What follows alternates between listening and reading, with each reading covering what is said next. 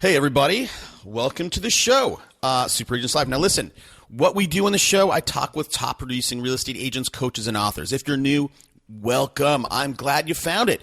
And I hope you're having a great day, man. Today, I'm here in San Diego. We have beautiful, gorgeous weather, and I'm stuck inside recording this for you guys. That's okay. That's what I do. Here's what we talk about today. Today's guest is luckily, he's somebody that I've been developing a friendship lately. This is a really smart guy, really giving guy.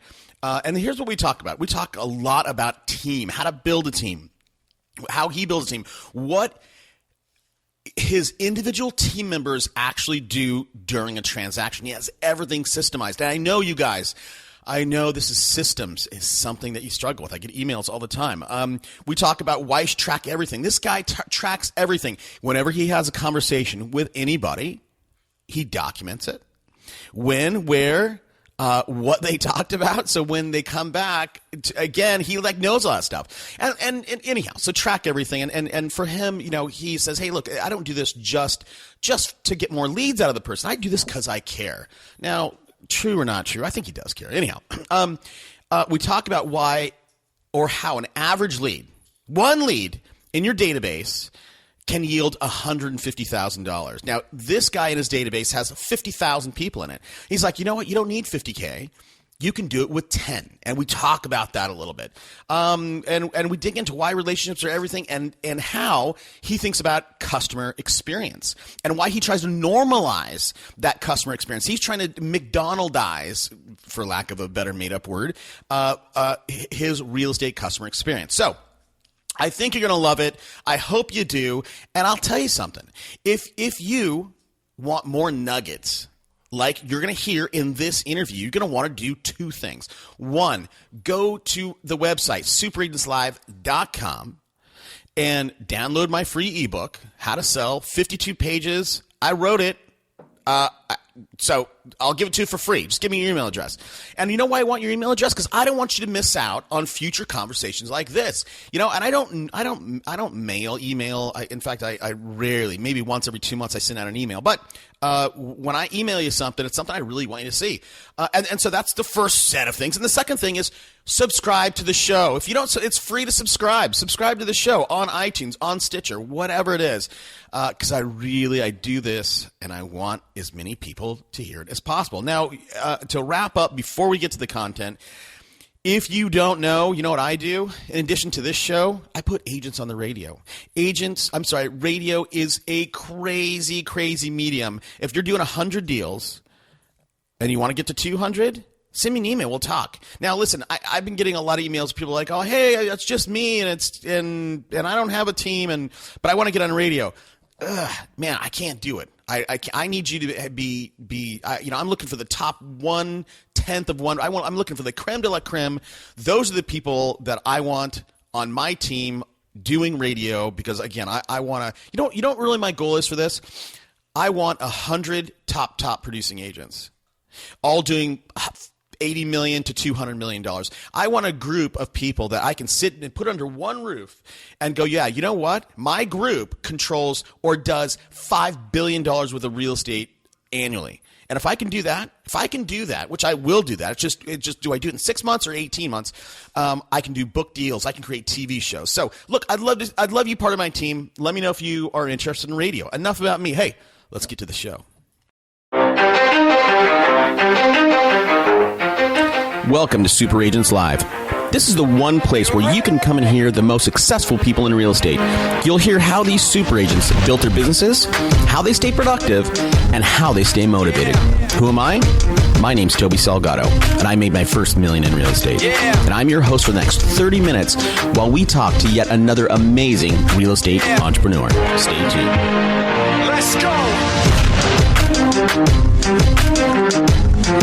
Yeah! Hey, everybody. You guys are in for a treat. Today's guest is a guy breaking records left and right. So far this year, his team has closed 350 transactions. Now, he's in Omaha, Nebraska. That is more than any team has ever done in the state of Nebraska. He will finish the year at somewhere a little bit over 400. I'm thrilled to have on the show today, Jeff Cohn. Hey, Jeff, thanks for taking the time out today. Toby, I appreciate it. I look forward to chatting with you. Yeah. So listen, Jeff, you have a very, very interesting background. Maybe take a minute, tell us a little bit about yourself and your business. Yeah, absolutely. Thank you very much. I've been licensed for 8 years.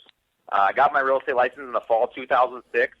A little different than most. I chose to leave college and go right into real estate and start real estate teams.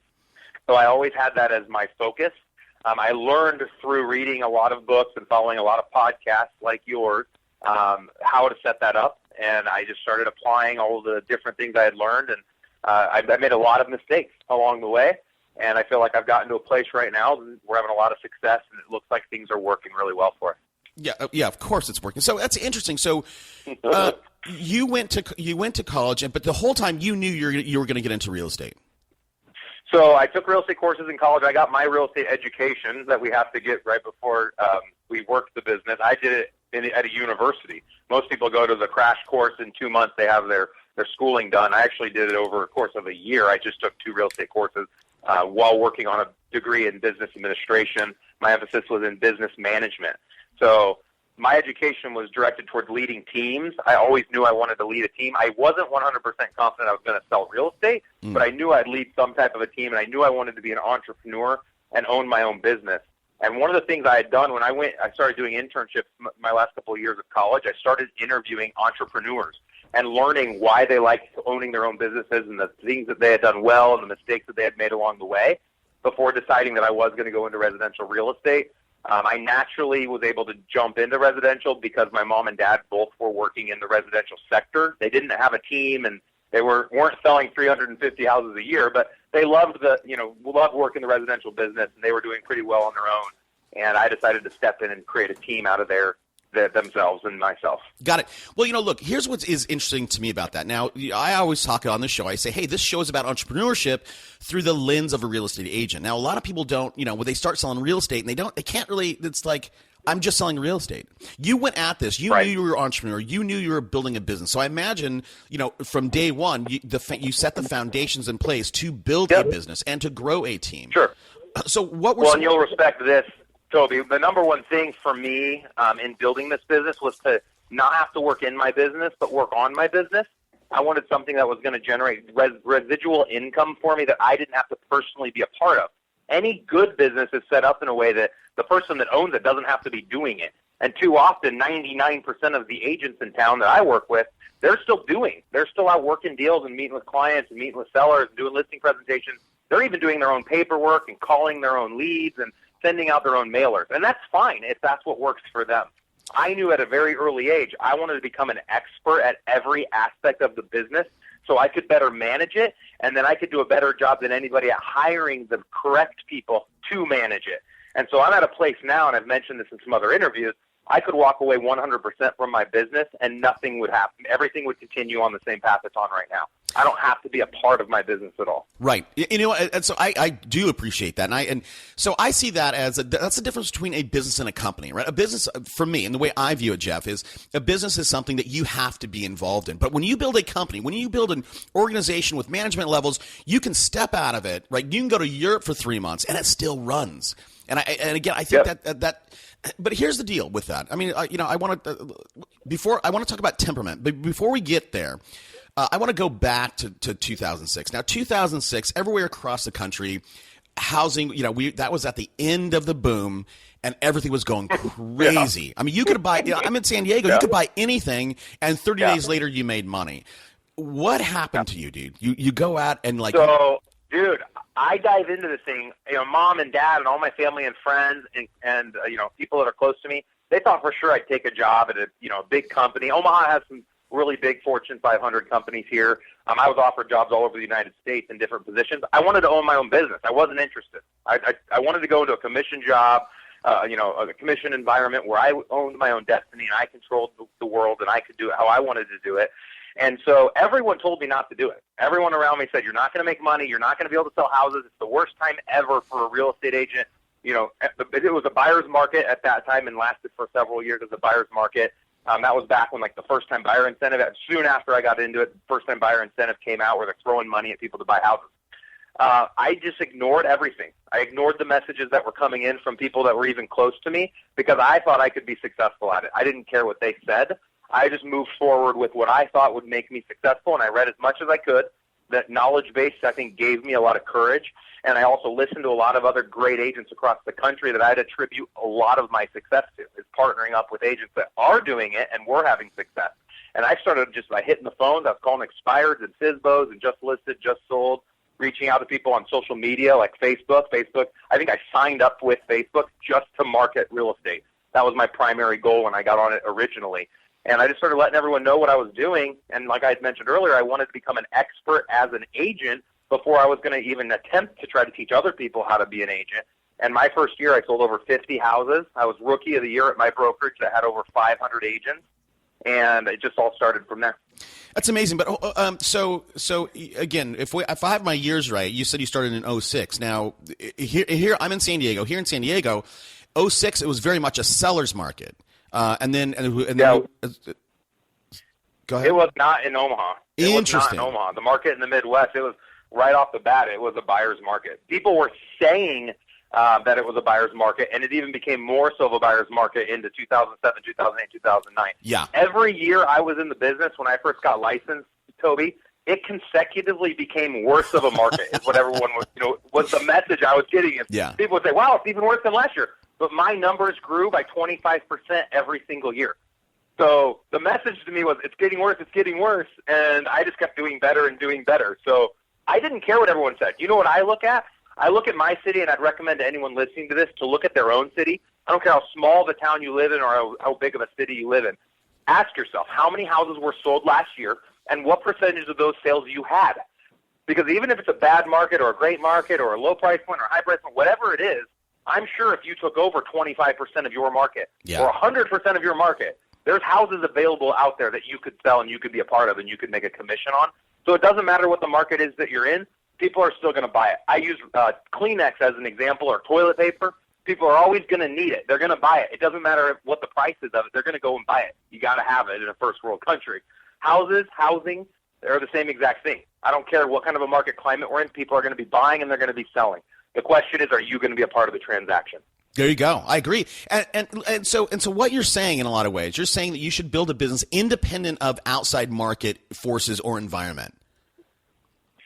Absolutely. Your business should be independent. However, you should always be looking at the environment you're in and then focus your marketing efforts on the things that you know are working depending on the market that you're in. So when I was in a buyer's market, I still was looking for listing opportunities, but I was focusing more on creating buyer opportunity than listing opportunity. And now my market right now is really close to a seller's market, so we're putting our marketing dollars a little bit more towards seller lead generation than we are towards buyer lead generation. But you can be successful in either place. Yeah, I agree. So look, I mean, you telling that story reminded me of a different story, and it's this. When an airplane takes off, it takes off and it knows its destination, right? From San Diego to New York. But 97% of the time, the thing's off course, and the pilot's always readjusting. Sure. For you, you started in a market, got progressively worse. In terms of that course correction for you and your business, like what were some of those things that you had to, you figured out and then it went off, and what were some of those things you had to continually course correct to get back on track? Yeah, I think the first thing was realizing the time it took to work a client. And I just didn't know. When you get into a business, I didn't know what I didn't know. And I didn't know it would take me 3 or 4 of my evenings to get a buyer under contract. And it would take me another 10 or 15 hours to see that deal all the way to closing. And I didn't know how many Saturdays and Sundays my phone was going to ring and my texts were going to come in. And I didn't know how much life I was going to have to give to a transaction.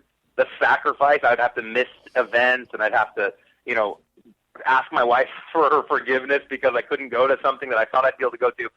That was my first year or two. And I had chosen when I got into it that I'd give everything to be successful at it and make it work. I don't think very many people have that resolution when they choose to get into anything. Yeah. Let alone real estate.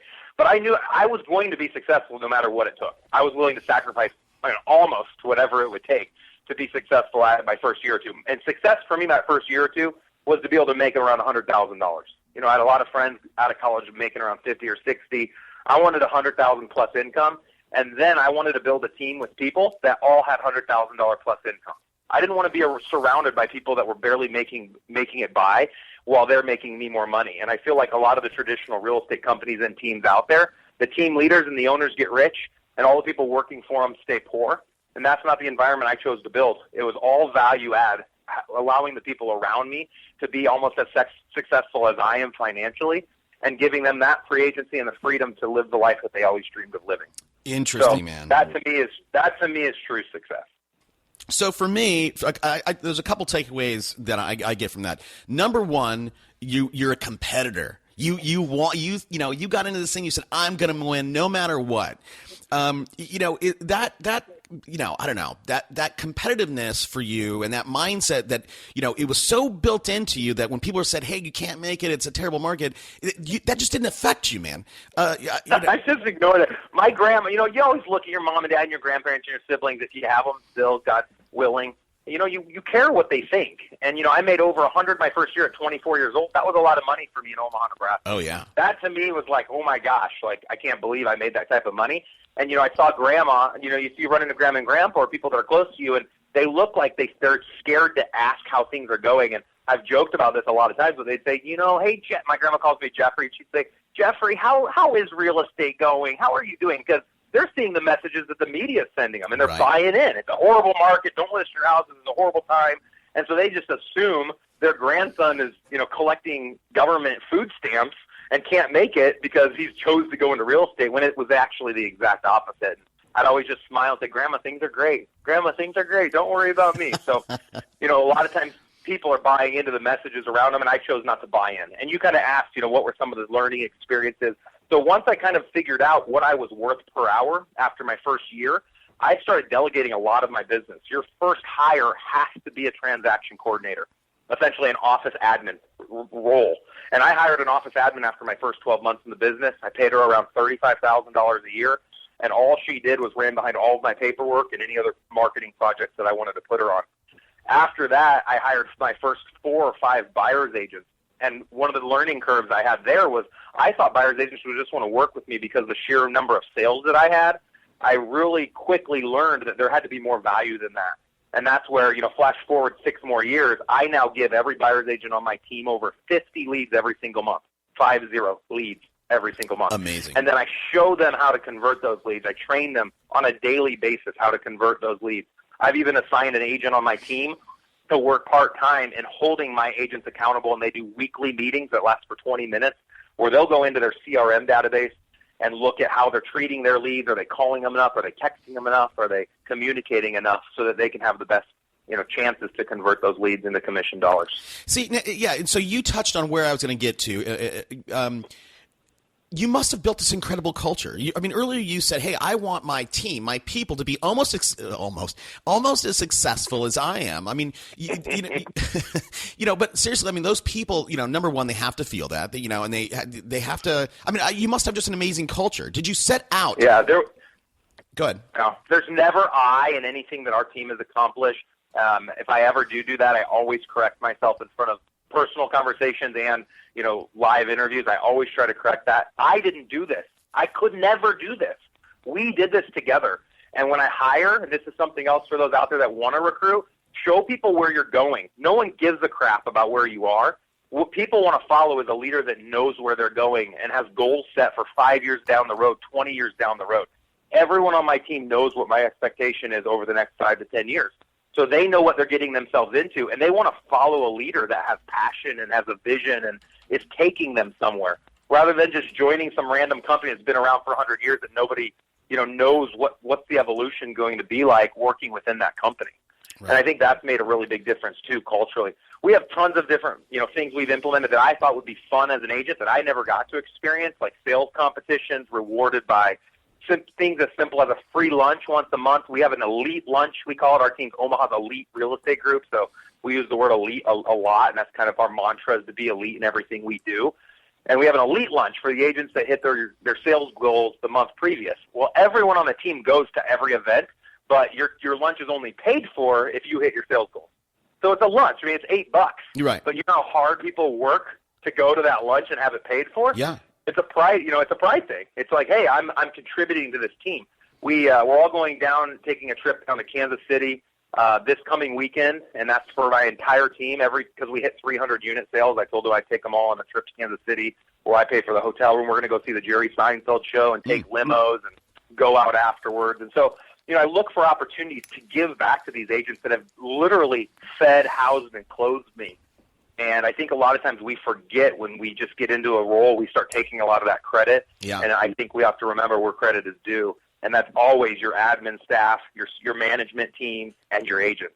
And your customers. Let's not leave them out. Yeah. No, I love that. And I think if you as a business leader and owner and all that stuff, I mean, if you can really have that viewpoint where, it's the team and it's not me. I think here's one trap that I see successful guys like you, and I've fallen into this many times, is, I do all this stuff, and it's always, it wins, I succeed, and all of a sudden I feel like, hey man, I have the Midas touch, and for me that's gotten me in trouble so many times. That's where I've lost money.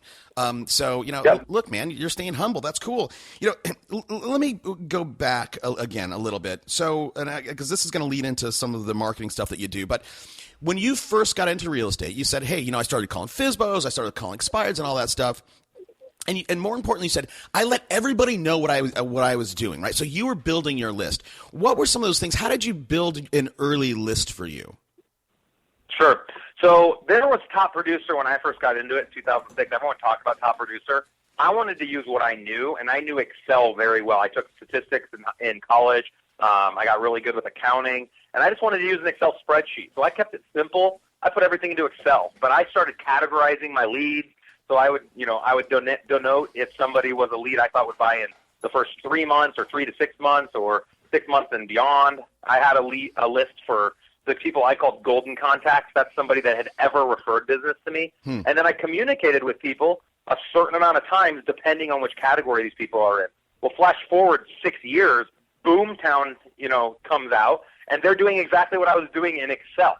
They're just making it a lot prettier and adding a lot more value than what I was able to do within the Excel spreadsheet programs. But what I saw agents around me doing, and I grew up with this, bless my mom's heart, she was writing all her contact information on sticky notes, and she had a cabinet door that she'd open, and the sticky notes would fall to the floor and end up in the garbage can. I mean, most agents don't put them anywhere. So right in the beginning, at 24 years old, I was putting every lead I ever created and every contact, every one that I thought would ever buy, sell, or refer to me, they were all going into a spreadsheet. Wow. And that spreadsheet still exists today.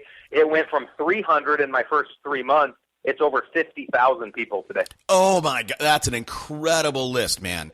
Wow. It's funny. And just you don't need this, but this is more for my audience. I just found a new free CRM. It's called Podio, Podio, put out by Citrix, and we're actually using it here. So, if you don't have a CRM, cool. it's better than trying to go Excel. So okay. So you had 300 and now it's 50,000. How did you market to that list? How did you talk with that list and communicate with that list?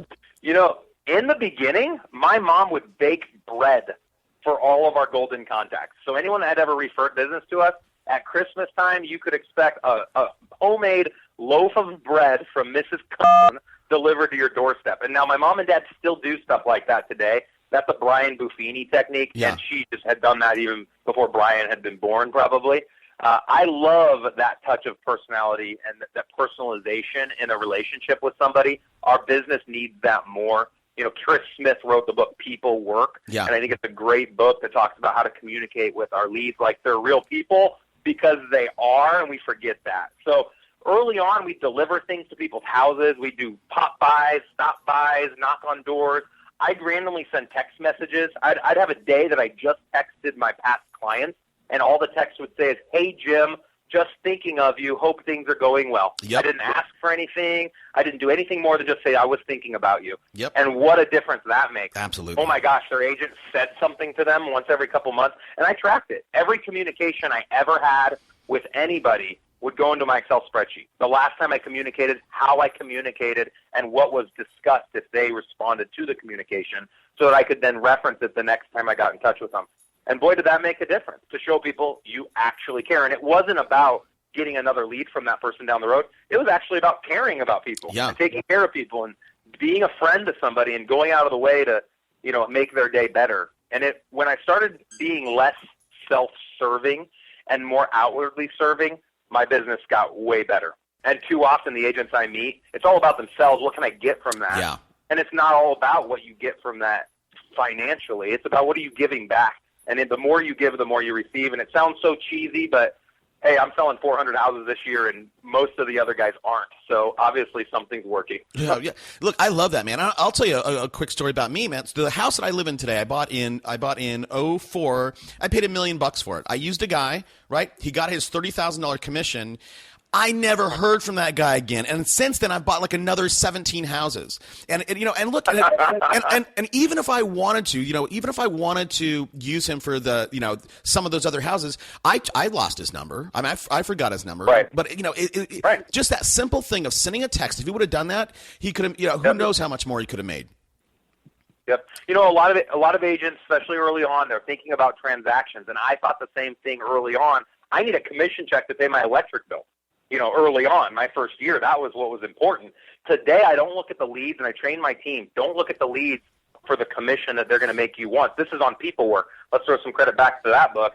Let's look at that lead as the lifetime of leads that might come from that individual, both with them using me and referring business to me. Right. And I don't know the exact number here, but I think people work had discovered that the average lead can earn you around $150,000 if you cultivate a relationship with them. So we talk about these databases, and oh my gosh, Jeff Cohn's database is 50,000 people. It's great to have big databases. You don't need 60,000 people. You could be very successful with 10 people. The National Association of Realtors said every individual on average comes in contact with 7 people a year that are thinking about buying or selling a house, and say to that individual, who do you know that would be a good agent to use? So if you have 10 people that each have 7 opportunities, math's pretty simple there. Absolutely. You have a lot. There's a lot of referrals. Over 70 referrals that come your way, and then those 70 referrals will be that many more people that are going to have opportunities to refer you to someone else. The disconnect with most agents, Toby, and let's get into this, is that agents think that they need to take all these leads and work on themselves. And there comes a time in your business where you see that your time is more valuable than the effort you have to put in, so the juice isn't worth the squeeze, so to speak. That's when you need to start hiring people to take on those activities, like paperwork or calling assistants that make calls to your database for you on your behalf, or a marketing company that's going to send out the mailers for you. You're not going to do it yourself.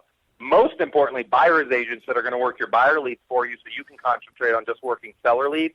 And then at some point you're going to see that even working the seller leads isn't worth the squeeze, and you want to hire a professional selling and seller listing agents to sit in on your behalf and work that side of the business, so you can ultimately at some point step out of your business, work on it instead of in it, and cruise into the sunset.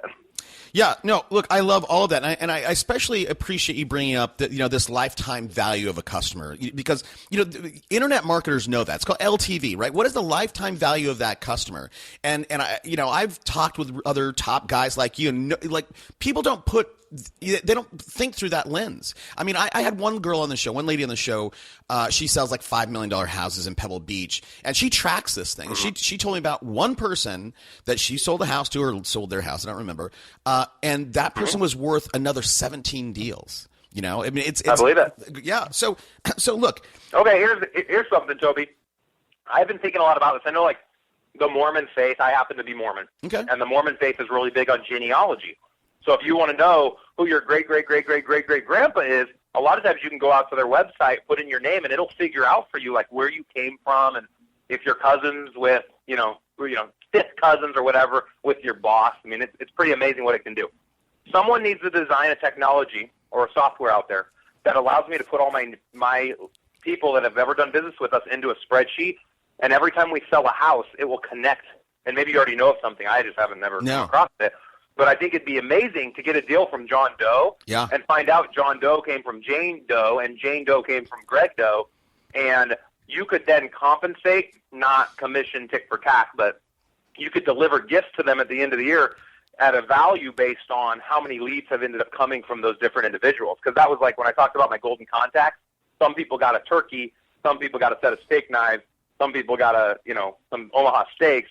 I would like to know how much business came to me just from that very first person. It's kind of like an MLM. Yeah. So something that would work within our database that would track people all the way back to the top, because it is exactly what you said about that gal. One deal turns into 3, turns into 20, turns into 100. And I'm experiencing that right now. That's interesting. I mean, I don't want to go down this. I don't want to start talking about it, but you could build that really easy. I actually started a little company. And it was sort of like internally, we built like an internal LinkedIn. So, maybe it's something that you put and you get people engaged and you're like, hey, go through and connect. And, that's interesting. I love that. So look, here's what you started out with this certain temperament, this notion, hey, I want to build a business. Now, here's the deal. In terms of temperament, there's like, if you look at tech founders, there are two kinds of guys. There's a startup guy, that's a certain temperament, and then there's the guy who runs it, right? The guy who, when it gets to scale, the guy who can management. Two different things. And that's why if you look at, tech companies, normally the founder gets removed before he gets to the running thing. Most agents have that problem. They have that problem of, hey, listen, nobody's going to do it as well as I can, so I'm just not going to hire that person. Did you struggle with that, in the beginning? Because look, sorry, go ahead. I didn't struggle with it, Toby, because I knew what I was. I knew what I was capable of doing, and I learned very quickly. We'll throw credit to Gary Keller for this. I learned very quickly that I could be a lot greater than I think what most people believe in themselves to be. So I thought I could do a lot more. My dreams were big. I wanted to be the first team in Omaha. In 2006, I wanted to be the first team to do over 1,000 unit sales. So we're breaking records right now with 400 units, but I'm still not to even the goal I had set 8 years ago when I got into the business. I personally feel like I'm the best agent in my town to work with a buyer or a seller. We all should feel that way. Any good salesperson is going to think that they're going to be the best fit for someone to get them the best deal with the least amount of hassle, least amount of time, however you like, whatever your value propositions are.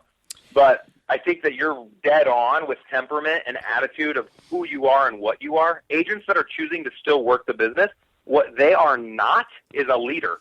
What they are not is a trainer and a coach and a recruiter, because they haven't chosen to be. And hopefully interviews like this wake people up. I just want to shake people and say, why would you want to do it if you could train someone to do it for you and you could make more money by doing so? Yeah. Why would you want to do it if you could train someone to do it for you and you'd make more money by doing so? And the answer typically is that there's fear of loss. How much money am I going to lose by giving that commission away or half my commission? How am I going to manage people? Who's going to want to work for me? How am I going to manage this whole process? How am I going to pay them? How am I going to cover that cost? Where are they going to sit? People ask all the why not. I have a family member who is constantly looking at the negative of things, which is great. It's a great person to have in your circle to always see the negative side. But I'm always the positive side of, well, you know what? Maybe this won't work, but I'm going to try it. Yeah. And I've tried a lot of things, and some things haven't worked, but I'd say I won. Most of my ponies won the race. And I'm very happy with the risks I chose to take. You won't find very many people on their deathbed. There's a great book out there called The 5 Regrets of the Dying. And it talks about people on their deathbeds and the different things that they regret and the things that they don't, looking back on life. But I think to myself, I'm going to look back and I'll regret not taking the risk. A lot of people never do take it, and I think that's a huge regret people have towards the end of their life. Yeah. And I'd say no matter what your age is, I don't care if you're 72 years old. I've got an agent on my team who's 72 who has come into my team and applied all these the techniques we've used, which I haven't really gotten to that with you yet. We're very different than most teams around the country.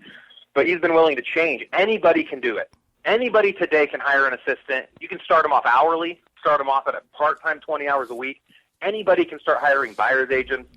People will work with you if they like you, if they know you, if they trust you, if you're going to give them value, like leads and different pieces of technology like a Mojo dialer account or RedX or Vulcan 7 or a calling assistant or a full-time transaction coordinator. Find something of value so when you recruit, you're different than all the traditional companies that don't offer anything more than desk. Yes. I couldn't agree with you more with that. I mean, so, and again, I think one of you talked about all the things that why people don't build out their team or pass off work or outsource. And, and really, all the things you were talking about is a scarcity mindset versus an abundance mindset. You're a guy that, I imagine you're a guy, Jeff, that you just see, well, if I need more money or, I'll just go get more. It's out there. I just got to go get it. Yeah. I hate to reference Wolf on Wall Street. It's a movie I may or may not have seen, but in the movie, I've heard that he calls $100 bills fun coupons. Yeah. Money is fake, man. If you're a religious type, it's the root to all evil. It's not real. What money is the power to be able to do things. And we all can do it whatever we want if we have it. But if you don't have it, you can't do. Yeah. And the point is, if you're choosing to create a real estate team and then oversee the team and maybe even one day sell the team, you're creating more money, the ability to do things, than if you were choosing to work as an agent within a company. And people will argue it all day long. I don't care if you're the top agent in your brokerage or in your city right now making $5 million a year. If you're still going out with your clients and you're working with the buyer and you're working with the seller, just think of me in Omaha, Nebraska, not having to do any of that and making almost as much money as you. Right. And then ask yourself, would you rather be doing that on a Saturday taking a call from your stuck-up seller, or would you rather your agent be doing that, who you train on how to take that call so that you can spend your Christmas in Hawaii and not feel like you're connected or attached to all these clients that you think you have to be working with? Yes. And too often agents don't know how to disconnect. Oh. I guess we haven't talked about it enough as a leadership community, and maybe we need to send that message a little bit more. Hopefully this interview will help with that. Yeah. Well, so look, so how is your team, you're a company that you've built, you step out of the pack, you're doing things differently, you're doing things your own way. It's working. Like if somebody wants to model you, Jeff, what are some of the things that you can pass on? They go, yeah, that's great. I'll work towards that. Okay. Yeah, so I think the number one thing is changing the mentality of the real estate transaction. We have not coined the phrase. I think we stole it again from Gary Keller, but it's the assembly line real estate company. And what I mean by that is we outsource the activities that are not income producing. So doing paperwork doesn't make you money. Calling your database, for most instances, depending on who you're calling, doesn't make you money. It's something you can hire someone else to do for $10, $15 an hour. Showing houses and opening doors, I am just absolutely floored that agents are still opening doors for people. We're a service industry. Someone hires a buyer's agent to assist them and facilitate the entire buying process. That doesn't mean that you have to physically go to the house and open the front door and stand there for 20 minutes and point out it's a 3-car garage versus a 2-car garage, or as granite countertops versus Formica. Yeah. You can hire people to do that for you. And I can't believe how often I'm fighting with agents about this, and they try to say, well, they need me at that house. They do not need you at that house. We have 2 full-time showing assistants on my team. Their jobs are to show property. That's what they do. They open doors for your customers. You're still a part of it. Everyone's like, well, then you're going to lose the relationship. No, you're not. Do you have a relationship with your doctor, with your lawyer? Look at all these other service industries. They are part of the transaction, but they're not going to be doing the things that are non-income producing. They're going to be doing the surgery. They're going to be doing the, showing up at the courthouse with you. They're doing the high-income producing activities. So what we've trained our team to do, just to kind of paint a quick picture and not get off on any more tangents, is our agents are supposed to meet with buyers at the office and sign exclusive buyer agency agreements, make sure they're approved to buy a house, make sure they have the intent to buy a house now and not in 6 months from now, and let the buyer know that they're going to have a showing assistant available 24/7. Anytime there's a house, there's someone that can go out with them. When that contract's executed, they then will take that paperwork and the agent's going to turn it over to the transaction coordinator, who's going to walk that file all the way to closing, so the agent doesn't have to be tied down to tickety-tackety signatures and missed check marks here and there and little things that are a waste of the agent's time.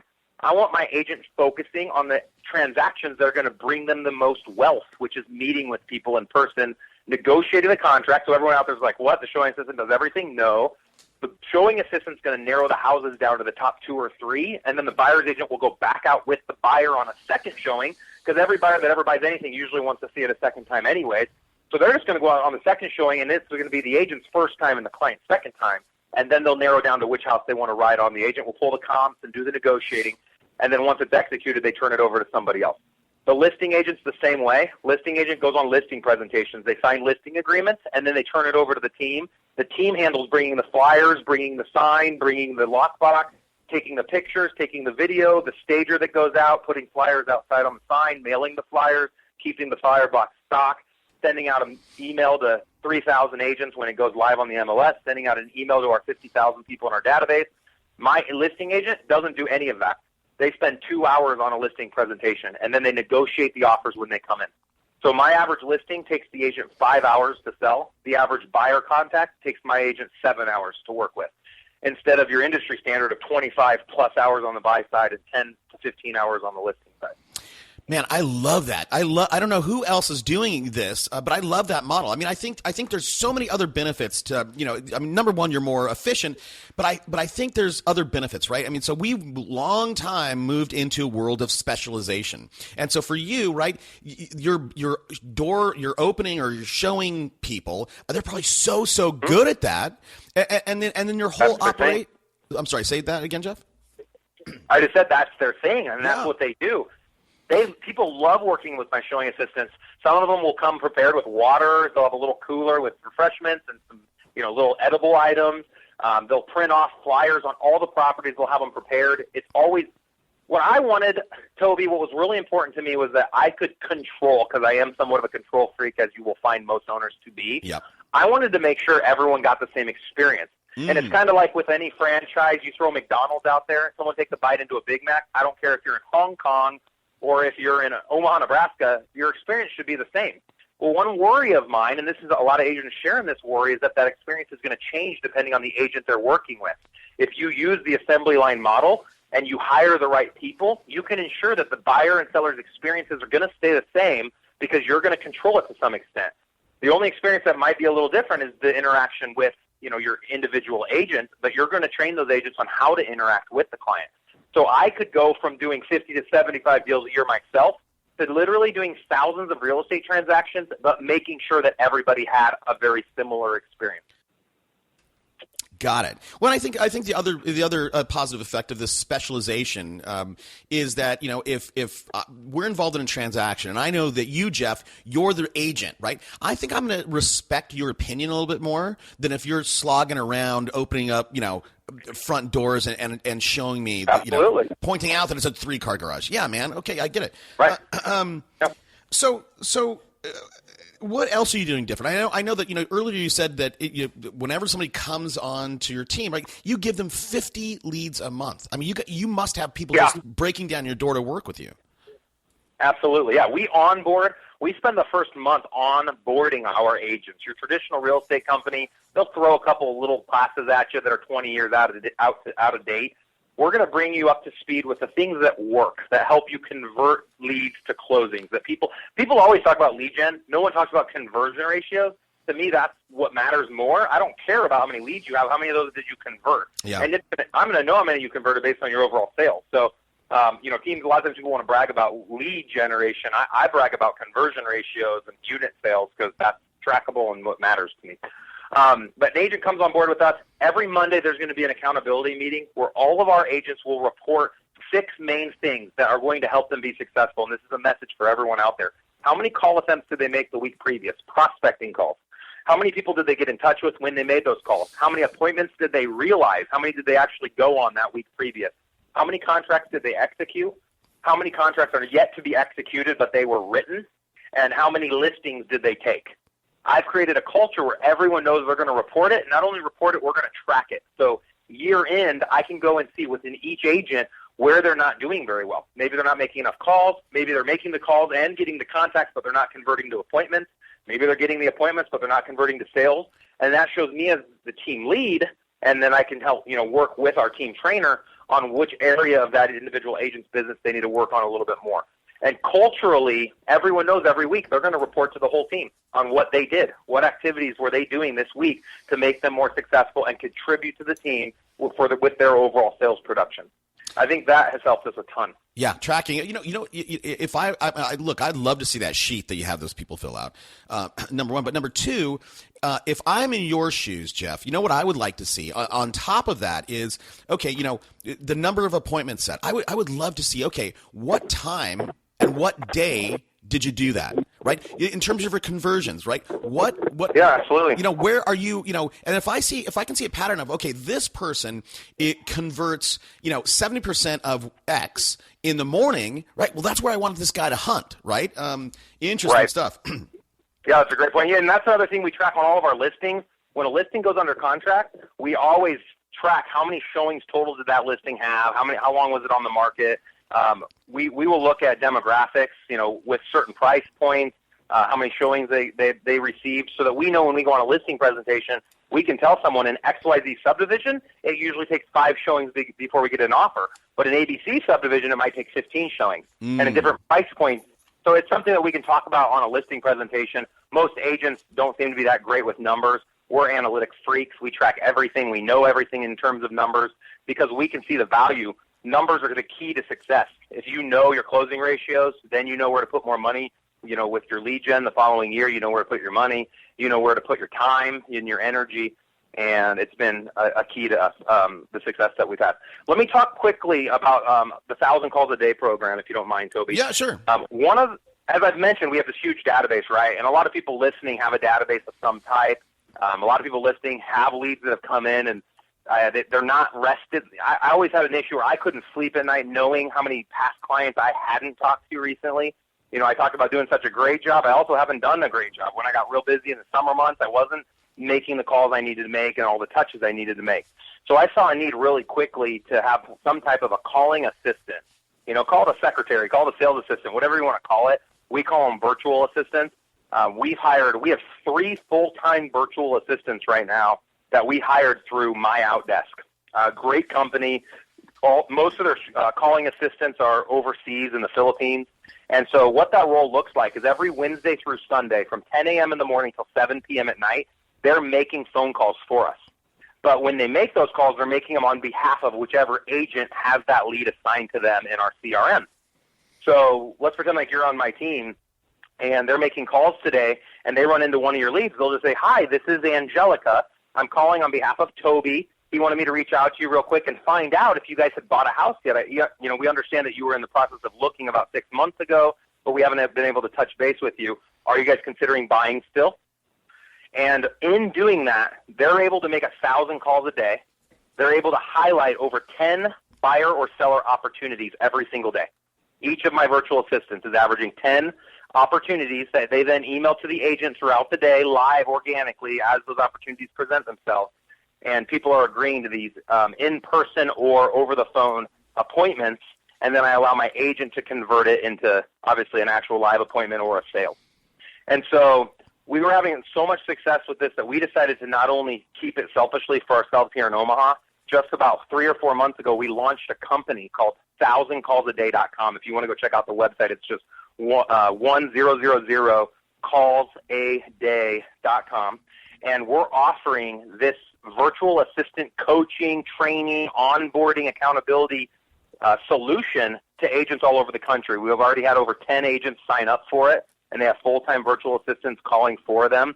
And I don't want to talk about it too much on the call. Obviously, the point of this wasn't to sell you anybody on 1,000 calls, but what I found is a lot of agents across the country that have virtual assistants or are even thinking about having virtual assistants, they don't know how to hold them accountable. They don't have any benchmarking, so they don't know how many calls that VA should be making. Yeah. They don't know what dialogue training to give the VA. They don't know where those VAs can create leads outside of the agent's database. So we're doing a ton of circle calls, which are just listed, just sold calls, expired calls, FSBO calls. There's so much more out there that, by having a VA just making calls all day long, 1,000 calls a day, we're able to create 10 highlighted leads every day.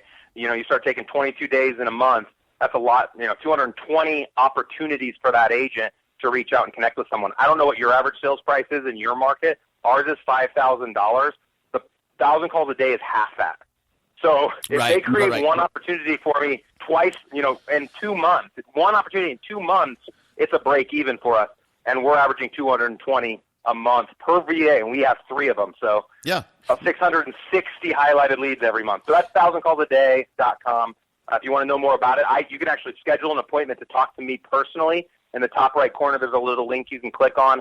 I'm available Monday and Thursday afternoons and would love to talk to anybody listening a little bit more about that 1,000 Calls a Day program if you're interested. Sure. Yeah. And look, I think that's great. And I think it's great for a couple reasons. Number one, I'll tell you this. So I have a VA from My Outdesk, and I use her as an ISA, right? You know, I'm building the radio arm of this platform, and I have her. And I just have her part time, you know, and she's great on the phone. She doesn't have an accent, because she is based in the Philippines, and I have a different VA that created a list of the top teams, and now she's calling through them. And you know, look, our funnel is we're getting them on the show, and then we're finding out if they're a good fit, and then we're pitching them, and it works. It's been working fantastic. So, but here's why I think something like 1,000 calls a day is interesting. And look, I think everybody should check it out, but. You know, not everybody. Look, in terms of my disc, I'm 99D, 99I. I would imagine you are pretty similar to me in that. I am 99D, 99I. And I'm 34. We're brothers from another mother. Brothers from another mother. Yeah. Well, how about this? So I'm 34S and 34C. Ooh, you got me now. I don't know what that one is. Yeah, well, that's a disc. That's yeah. It doesn't matter. Here's my point. My point is this: not everybody has the temperament or the skill or the thick skin to drop calls in and to get rejected, all day long. You certainly don't have the time to do that, but people don't have. Again, we're talking about temperament. So I think being able to have a solution to if you don't have that skill, outsource it. And it's so anyhow. And look at it. Our average price here is like, or our average commission here would be about $12,000. Right. So and that's a great point, Toby. My biggest thing is if I'm not going to be making the calls, or even if I am going to be making the calls, I can hire someone to make them for me. Why would I want to make them myself? Right. And the big disconnect with agents is they think they're going to do a better job making the call. What I find is people are more intimidated to talk to the guy.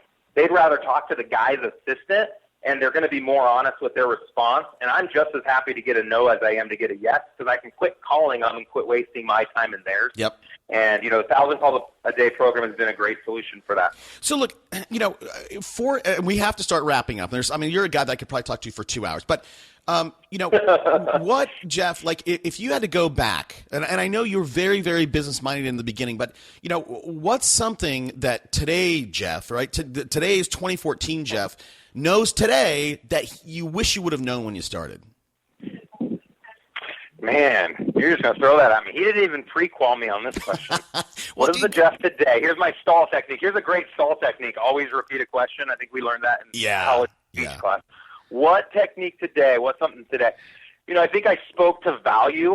I'll answer it this way because I really like this. Agents want to create value for their customers, right? For the consumer. There should be a reason that consumers use you over everybody else, and you should have a way to be able to explain that to someone in 30 seconds or less. It's your value add proposition. What value do you have to bring to the table? Real estate companies and real estate team leaders or the recruiter needs to have the same proposition for people that are going to work on their team. So if I had known 8 years ago how to build a successful real estate company, I would have been able to do it 8 years ago. It took me time and experience and, school of hard knocks to be able to get to where I am right now. And really, no one can just steal that time. You got to live it yourself and just be willing to drive through it. So when I talk to people about our team, I created insane value for an agent that works on my team. And we as a team have created insane value for the clients that choose to work with us. And so if anyone can take anything away from this, it's create more value. Why should someone work with you? I see all these agents giving away commission on the listing side. If you're great and you're everything you say you are, you should be able to charge more than everybody else. And we do. We charge a 7% listing commission. Why do we charge 7%? Because we do more than everybody else. So you're going to pay more for it. If you want a better surgery or a better attorney, you're going to pay more for it. Right. You look a seller in the eye and tell them you charge more than everyone else because you're going to put more money back in their pocket, and to quit worrying about the amount of money that they're going to have to pay for your service and to worry more about the amount of money they're going to make after you provided your service. If you can say that with confidence and believe it within your heart, you will get every single listing you go on. I had a 98% close ratio last year. I sold 85 listings because I was working the business until the fall of 2013 is when I quit selling myself, and I went into building the team and working on the business, not in the business.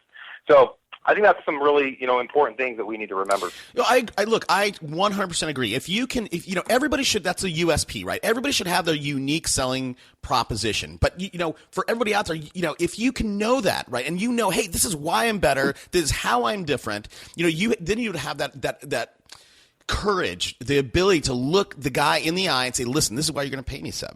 This is why I'm worth $7, pal. You know what? Let me mention this too, because I know there's probably a lot of new agents listening. Someone said at a really early age when I was getting into this business, they said, fake it till you make it. Yeah. I think I'll give props. I think it was Mark Leader.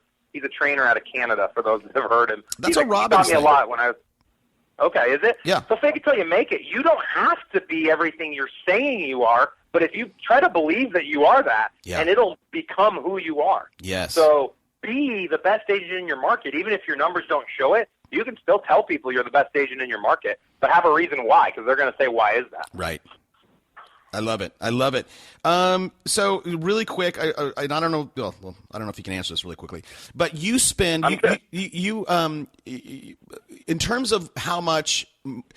Okay, this is about a marketing budget. How can people? Is there a template that you use? Right? Is it 10% of your gross, 10% of your net? Like what? How do you come up with a budget for your marketing? Great question. So what we found, and this was a lot through Bob Corcoran's coaching. They did a great job for us. We used Amanda Howard as our coach about a year or 2 years ago. And one of the things we found with them and through all the networking that we've done is a point of diminishing returns when assigning leads to our agents. So what I mean by that is if you're an agent on my team and I gave you 3,000 leads, you're going to sell probably 4 houses. If I gave you 30 leads, you're going to sell 3 or 4 houses. Yeah. So agents can only do so much with their time, right? So why give someone more leads than you need to? But you want to give them the right amount. And what we found is we always want to believe in the overabundance, under-promise, over-deliver. Even when I recruit agents, I tell them 50. And on this interview with you today, I told you 50. We're actually sending all of our agents right now around 60 to 70 leads every single month. They're averaging around 60 to 70 leads. And that's a bad on my part because I know the right number is about 40. And so when you ask what our budget needs to be, it's based on how many agents we have. So we want there to be 40 leads per agent. So no matter how many agents you have on your team, you have 3 agents, that's 120 leads a month that you need to create. But I know that we want to go bigger, we want to be better than that. So I'm right now needing to add agents. We're going to try to add about another 15 agents in the next 3 months and go into 2015 with 30 full-time agents working on our team. And that's another thing, just to mention it, I don't hire part-time agents. A lot of people get into real estate and they want to be part-time. We're surrounding ourselves with people that are elite, wanting to work the business full-time. Yeah. And I think that makes a really big difference as well. Has to. So, okay. So let me ask it this way. So let's say somebody's out there and they're going to close 10 deals this whole year. What is a good number that they can put for marketing, and where would you deploy that cash? Let me ask it this way. Great question. Okay, go. If you like, I can answer that. Okay. Yeah, I'm going to say the same thing that my personal trainer, physical personal trainer would tell me with working out. Jeff, do what you know you're going to do. So put your money towards something you're going to put your money towards. Too often agents are constantly thinking and debating, where do I put it? How much do I spend? Start somewhere. It's just like with putting money into your 401k or your Roth IRA or wherever you invest. Yep. Just start somewhere and do it every month. So I don't care. I don't think I can answer the question because it depends, obviously, on the person's budget. I don't think there's even a percentage. What we did on our team, Toby, is we leveraged our relationships with lenders and vendors and asked for them to help pay for the leads. Obviously, we didn't promise that they'd get every one of those leads as they came through the funnel, but we've done a very good job at referring business back to them, and it's created a very successful partnership. So right now, I'm going to make $2 million gross commission income in 2014, $2 million.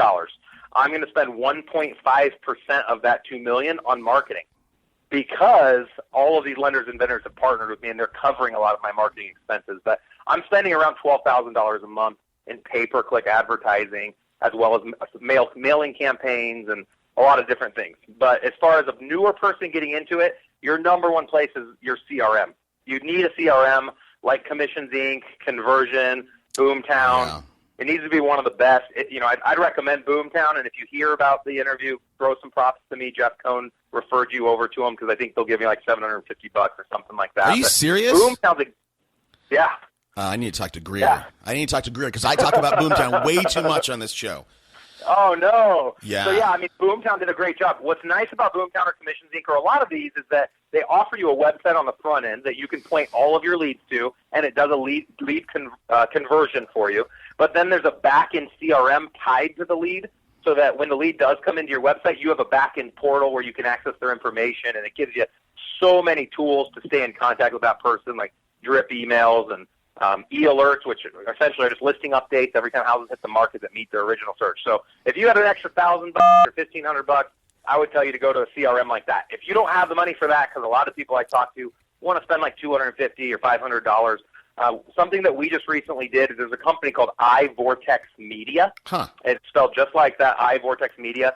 What they do is they create a home valuation website for you. It's like $150 a month just for them to set you up, and it's that much every month after that. And then your entire budget after that goes towards Facebook ads that drive traffic to a home valuation website. And the lead comes in, obviously, after registering on this home valuation site. We spent $900 last month in September, $900 towards Facebook ads. We generated 650 leads for $900. That's amazing. So that was our first month ever doing it, and what we found is half of the leads that came in just were addresses. It didn't have phone numbers attached to them. The other half did have all the information. So the ones that we just got addresses, we're mailing every single one of them a mailer, thanking them for giving us their address, and then asking them if we could, talk on the phone a little bit more about, their property value. So I think that would be a great one. I love it. I think Google Ads, Real Geeks is a good site. I've heard that's really inexpensive. I don't know if you've heard of other agents on the Real Geeks. Yeah, that's spelled the same way I said it. Yep. It's less expensive, so I know a lot of agents out there don't want to spend too much. Find a way where you can partner with your lender. I know if they're at like a private mortgage company, it's a lot easier than if they're at a bank as far as RESPA is concerned. Yep. Your title companies, your home inspection, your home warranty, you can reach out to these people. And if you're doing 30, 40 deals a year and giving them business, ask them to help generate leads for you. There's nothing wrong. You're giving them business, and they're not doing anything for it. So why you're spending all this money to generate leads that they're getting? What are they doing to generate the leads for you? Because they're usually not referring very much business back at you. If you just ask guys, I've been shocked, but I went around and asked. I'm getting $12,000 a month. So it just takes the ask. And if they say no, go to the next guy and go to the next guy and go to the next guy until you find someone that's willing to help you pay for leads that are going, in most instances, back to that very person that's giving the money to generate the lead. Oh man, Jeff, listen, man, that last 4 minutes is like golden. That is golden, actionable stuff. I hope people go and they take that and they implement in their business today. I wish I could talk to you more. I'm just going to wrap up with two last questions. The first is these are ones that I always ask everybody. But so you are a smart guy. You're a guy clearly that you've referenced 3 or 4 books. So I know it sounds like you're a big reader. I'm an aspiring agent. I have $25. What book should I go buy today? All right, that's a great one. Number 1 is The One Thing by Gary Keller. Yeah. I think it's going to cost you maybe $8 or $9. The One Thing is going to focus on not just your financial success, but the success in other areas of your life. Great statistics. I talked to Gary. I was in Austin last year and spent 2 days in one of Gary's seminars that he puts on for people, entrepreneurs in the city of Austin. It was amazing. And they said that they literally had like tens and tens of thousands of pages of information just to write The One Thing. And the book is only, I think, 400 pages. It's an easy read. It took about 4 hours. It's big font, fun read. You can buy, obviously, the electronic version if you want. The Millionaire Real Estate Agent talks a lot about the things that we talked about today. That's another Keller Williams book. And, it focuses in on not just working the business, but working on your business and creating a team. Those are going to be the 2 most influential. One I read a long time ago is How to Win Friends and Influence People. Oh, of course. That book. That's an oldie but a goodie. And then Rich Dad, Poor Dad. Yeah, I love all those, man. Kiyosaki. That's the sexy 4 right there. You need to buy. Yeah. Well, look, and if you haven't read any of those books, get a free copy using our link, audibletrial.com/superagentslive. So go try it out, get a free copy. I normally ask about, my last question, I normally ask about personal habits, but I'm going to switch it for you because I know you probably have a bunch of habits. But in terms of personal development, right? I mean, you have a coach, you have somebody that coach you, going to the gym, right? Staying in shape. This is again about money deployment. How much should people spend on, in proportion to how much they're making? How much do people deploy back into their own personal growth? Wonderful question. Wow. I don't think it's about the money. I think it's about the time. And I think time is our greatest commodity. How much time are they putting towards it? I was really motivated by one of a local agent that works in my market. I'll throw props to him, Adam Briley. He's one of the top Berkshire Hathaway guys in the country. Great man, great agent, and I've looked up to him a lot. He told me he was getting up every morning around 5:30 in the morning, filling up his bathtub, and he spent his first hour every day reading. And I was sitting on the sofa every evening watching TV and eating potato chips. Right. When he told me this. This is about 3 years ago. Not that it's wrong to sit on the sofa and watch TV and eat potato chips, but I wasn't getting up in the morning and reading. So what I chose to do is every day spend 30 minutes reading a book that makes me better, and every day for 30 minutes reading a book that I have fun reading. So I have fun reading both most of the time, but I read something that's going to change me for 30 minutes, something that I feel like is going to make me a better leader, a better husband, a better father, a better person. Yeah. And then I read a book that's just for fun. And I've really enjoyed the time I've spent reading. And one of the books I read, I think it might be the one thing, he said that what really changes a man from one to another, man or woman, is the books that they read and the relationships that they have with others. So if you're feeling like you're stuck in the same place, selling the same amount of houses, having the same fights you've always had with your significant other, walking your dog on the same route every day, and you're just kind of bored with your life, start reading. Start listening more to these interviews. Start listening to other podcasts that are out there, and start living the life that you always thought you'd live when you were younger.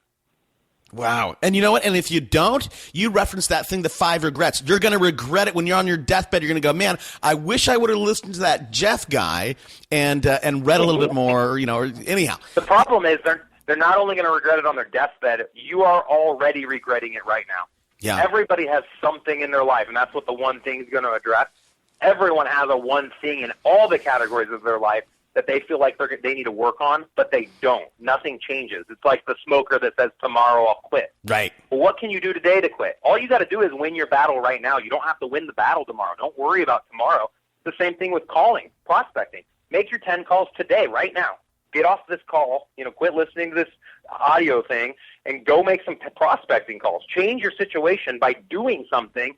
And too often in society, everyone likes to sit around at the coffee shop and talk about the other guy that's doing something either good or bad. Yeah. But they're not thinking about themselves, what they could do differently. And we all can be whatever we choose to be. It's just a choice. And it's not just mumbo jumbo, guys. I came from a middle-class family, and I'm definitely building something that's going to change the way that the real estate industry is ran. And I'll give the credit to everybody around me. It's the books I've read, and it's the relationships I've had with people like you, Toby, and other real estate giants across the country. And I want everyone to be as successful as I am. There's other people out there, they want to hide the things that they know are making them successful and not share it. Yep. I want everybody around me to be where I am. It'll change the way the business is done, and I know not very many people are going to put in the effort. It's like digging a 6-foot hole. I'd rather hire someone to dig it for me. If you're willing to put in the effort and dig the hole yourself, you're going to be a lot more successful down the road, and you're going to not look back and regret some things in your life that you could have done differently. Inspiring, man. Inspiring words. And look, it's never too late to change. And, one of the other things I like to say is, right now, this moment is the youngest you will ever be. So if you do it now. Hey, Jeff, listen, I know you want to add some people to your team, and I know that there's people on this call right now going, that's the dude. I want to go to work and talk with this guy, and I want to work with him. And I want people also to reach out and say thank you for coming on the show. So I'm going to start right now. For sure. I'll say thank you. Where can people find you? You know what? Go out to my Facebook page. It's Jeff Cohn, JEFFCOHN. Send me a friend invite. Feel free to message me anytime. I'll even throw my phone number out there. I know that's getting a little crazy, but it's 402-452-0642. And if there's ever anything I can do to help build your business or help you be more successful, all it takes is a phone call. One of the things I did early on when I first set up Boomtown in 2011 and decided I was going to live the life I always dreamed of and start making changes in my life, I started calling top agents. I looked at the Wall Street Journal top 250 list. It's a top 1,000, but I looked at the top 250 teams. I looked at it based on units, and guess who I called first? 1,400 units, whoever that was. I went down the list. I called everybody, and I said, hey, my name's Jeff Cohn. I live in Omaha. I have a real estate team. I want to do better. Can I come and visit you in person in October for 2 days and pick your brain about your team? Not one person told me no. I didn't offer money. I didn't offer leads. Not one person told me no because they believed in the abundance lifestyle and paying it forward. Wow. I will do that for anyone listening to this interview today. Wow. You want to come to Omaha and spend a day with me and learn about my system? You call me up and ask to do that, I'll tell you yes. That's amazing, man. You're a giver. I love it. Look, I might even take you up on that and just be able to hang out with you. So, hey, man, again, Come on, hang out. listen, I love it. I'm glad you came on the show. I know that your time is super valuable, so I really appreciate you being open and honest and sharing with everybody. So, hey, I hope everybody enjoyed this. Let's stay in touch. Thanks, Toby. See you, bud. Let's go. Yeah. For those of you that want to know what we're all about, it's like this, yo. This is 10% luck, 20% skill, 15% concentrated power of